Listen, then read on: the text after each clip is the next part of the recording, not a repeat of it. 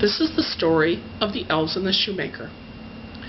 In a country far away lived an elderly shoemaker and his elderly wife. And they were very poor. And he was down to his last few coins. So he said, "Wife, I'm going to make a pair of shoes and we're going to be all right." And she said, "Of course we are." And he went to the market and he bought the cheapest piece of leather he could find that would make a pair of shoes. So he took it home, but they were very old and tired, and he said, "I think I'm going to wait till tomorrow to make the shoes." And she said, "That's a good idea." So they went to bed, and while they were asleep, elves came. And they said, "The poor shoemaker and his wife, they are old, and they have been so kind to others that they have nothing. Let's do something kind for them." And they took the leather that he'd bought, and they made a fabulous pair of shoes. And it was beautiful, and they painted the leather, and they made wonderful buttonholes on it, and they were just gorgeous. So then they traipsed away, and the next morning the shoemaker and his wife woke up, and they went, "Oh my goodness, look at these shoes!" And they put them in the window, even though they didn't know how the shoes got there.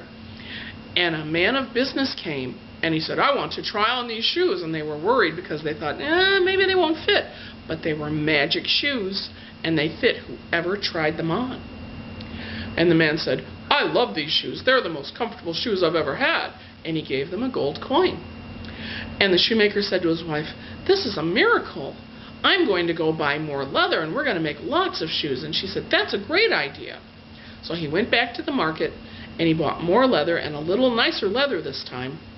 And he carried it home, and he said, "The excitement's kind of made me tired." And she said, "Oh, good, I'm tired too."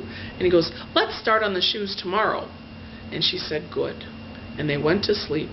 And then the elves came back, and they found all this leather, and they made wonderful shoes. 3 pair of the most gorgeous shoes you've ever seen, with blue buttons and little gilded stitches and high heels, and they were beautiful. And the shoemaker woke up the next morning with his wife, and they went, "Oh my goodness, look at these shoes." And they put them in the window, even though they didn't know where they came from, but they didn't want to look a good thing and, make it go away. And this time, people that were lords and ladies came by because they'd heard from the man of business about the wonderful shoes he got. And they loved the shoes. And they bought all 3 pair. And they fit whoever tried them on. And they strolled out the store in a big strut going, "Look at our fabulous shoes."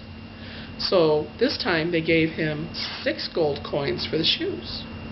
And he said to his wife, "I'm going to go buy more leather. I don't know what's going on." And she goes, "Neither do I, but go buy more leather." And he did. And he came back with his arms full of leather. And he laid it out, and he started sketching out the shoes. And then it got dark, and they couldn't see anymore, so they went to bed.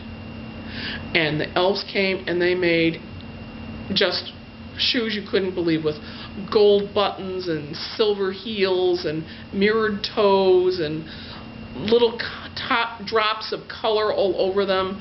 And when the shoemaker and his wife woke up the next morning, there were dozens of pairs of shoes that were just too fabulous to believe. So they said, "Well, our luck is holding," and they put them in the window. And this time peers of the realm and dukes and duchesses came, and they bought all the shoes, and they left him with a little bag of gold. And he said, "Okay, I'm going to go buy more leather, but this is getting really tricky here." And they went and they bought the finest leather they could find, and they brought it back, and they went to sleep. And the elves came, and they made shoes that no one had ever seen before, with silver buttons set with diamonds, and gold heels, and little rubies and sapphires stitched all over them. And they were a vision. They were fabulous. And when they woke up, the shoemaker and his wife saw these most incredible shoes and said, "I have never seen shoes like this." And they put them in the window. And then the princess came, because she had seen the dukes and duchesses with their incredible shoes, and she was jealous. And she tried them on, and they fit her perfectly, and the rubies glistened, and the sapphires sparkled, and the diamonds were brilliant. And she said, "I'm taking every pair of shoes in this store." and gave them a huge bag of gold and left with every shoe. And the elves were so happy for the shoemaker and his wife, but they laughed and they didn't tell them who had done it. So the shoemaker said, okay, tonight we're going to find out what's going on. And he went and bought the most beautiful piece of leather you had ever seen, and he laid it out, and then he and his wife went and hid in the cupboard. And they watched through a crack as the elves came and made a pair of shoes that were beyond belief. They just glistened and gleamed and glittered and had curled up toes and went as high as your knee. And the next day, the queen came and bought the one pair of shoes they'd made that were just beyond belief. And she left them with 2 huge sacks of gold. And the shoemaker and his wife said, you know, those little elves, they were naked. They had nothing but little rags to wear. We should do something for the elves because they were always thinking of others.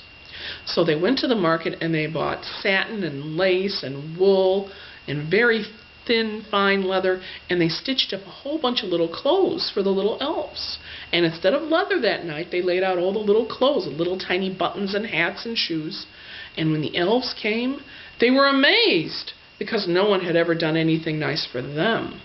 And they put on the clothes and they ran out into the night laughing and squealing how happy they were, and they never came back. But the shoemaker and his wife had more than enough money to retire, and they spent the rest of their lives being kind and generous and charitable, all because someone had been kind to them. And that's the story of the elves and the shoemaker. The end.